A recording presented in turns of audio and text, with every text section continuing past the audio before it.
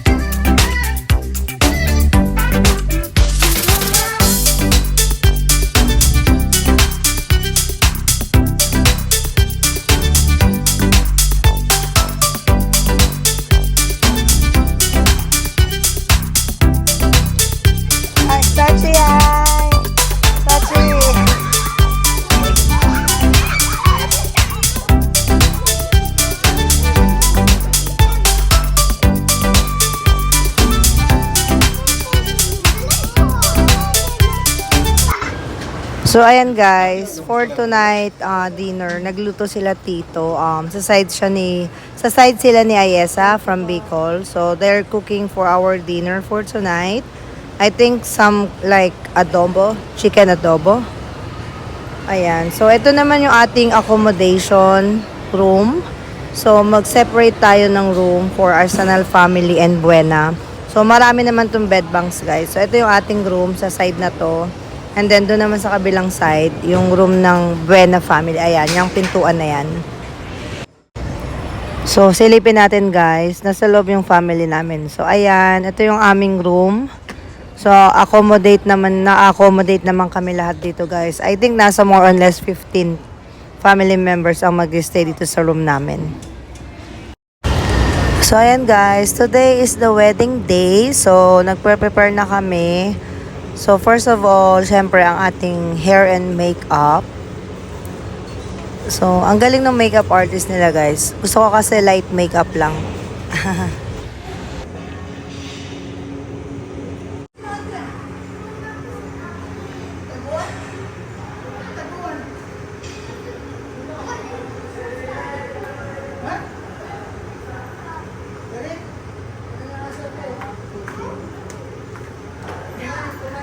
Pilipan na lang ito.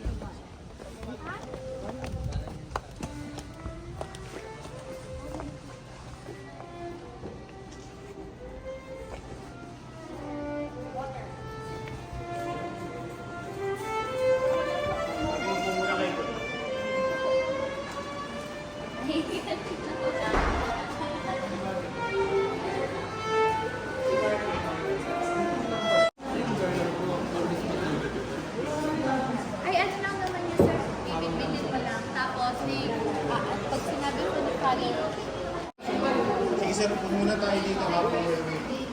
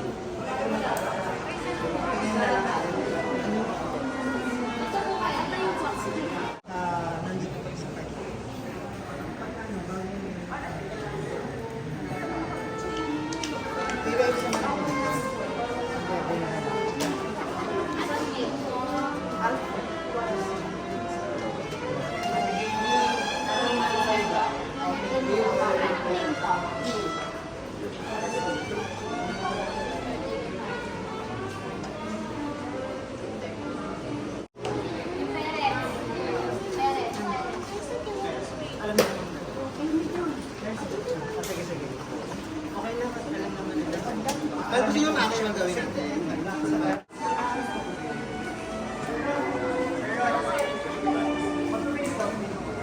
Sila alam na nila. Pinaka-mention din.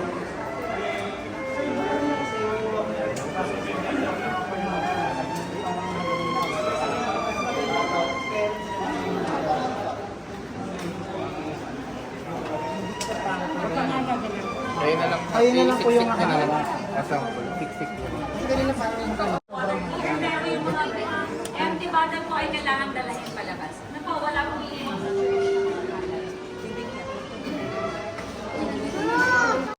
Hi, Sachi. Smile kay Tita Len. Sachi, smile. Smile. Ano ba nito po? Nandito na ba yung...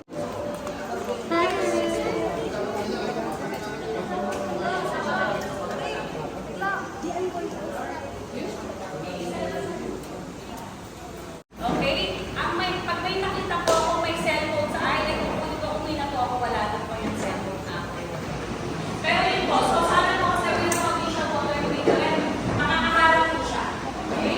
Kasi ito maliit lang po yung simbahan. So allowed po kayo dyan po. Kung saan po kayo nakaupo, wala lang pong lalabas. Yung mga kamay yan, lalo po yung mga katawan. Thank you so much. Excited pa rin ang kasal. The couple who we are going to tie the knot today. Of course, to their beloved parents, godparents, pamilya-pamilya na dito, relatives and friends, co-workers, employees, my dear brothers and sisters. Magandang hapon po sa inyo lahat. Una po sa lahat, as to batiin siyempre, yung dalawang ito na namin ko na congratulations and best wishes. At long last, dumating din ang araw na ito. Isang taong nagkalahati yata itong pinagandaan. Para sa araw na ito na ginawa ng Diyos, lahat tayo nananalig. Hindi lang po sila. Excite yourself forever in the love and service of your husband. Yes, Father. Evander, did you come here of your own free will to bind yourself forever in the love and service of your wife? Yes, brother. Are you both ready to raise as good Christians the children whom God will give you? Yes, brother. Evander and Ayesa, since you wish to contract holy matrimony, please face each other. Join your right hands and express your intention before God and His church. Ayesa, do you take Evander with yourself to him as his wife? Yes, I do. Do you accept him as your lawful husband? Yes, I do. Evander, do you take Ayesa here present to be your lawful wife according to the right of our Holy Mother, the Church? Yes, I do. Do you give yourself to her as her husband? Yes, I do. Do you accept her as your lawful wife? Yes, I do. May I now request you to recite this prayer together.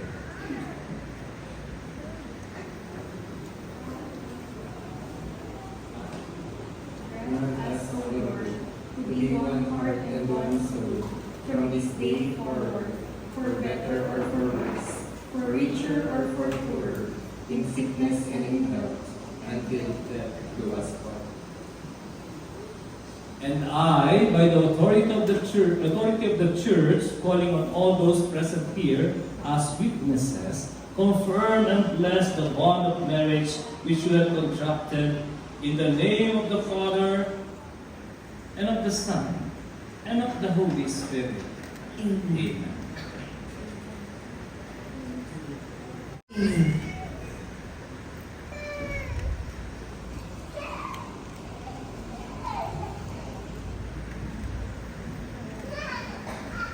Ari, as a pledge of my dedication to your welfare, in the name of the Father, and of the Son, and of the Holy Spirit.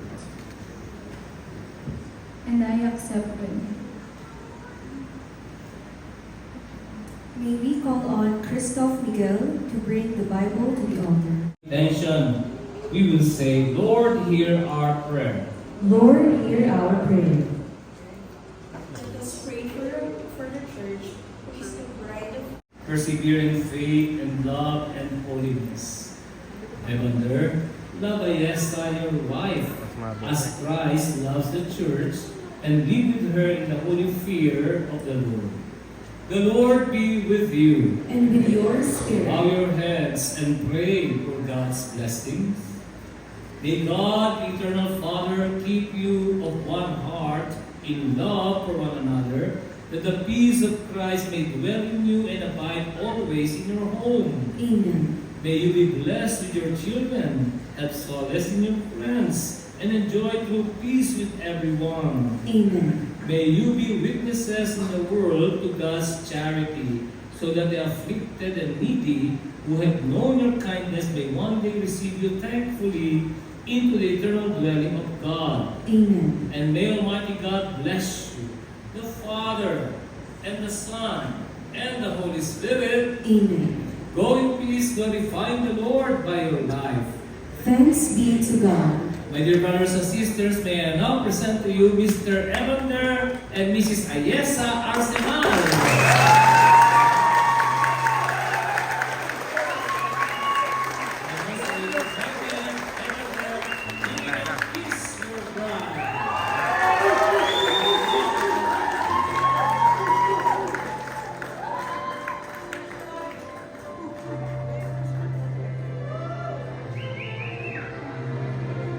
Ayun yung rebel nila na pinili ko.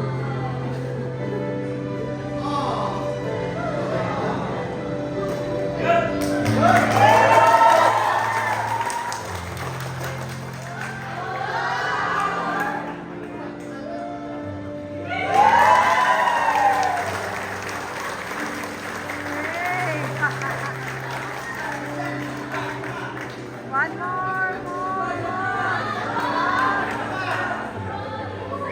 Please all be seated as the couple recite their personal vows.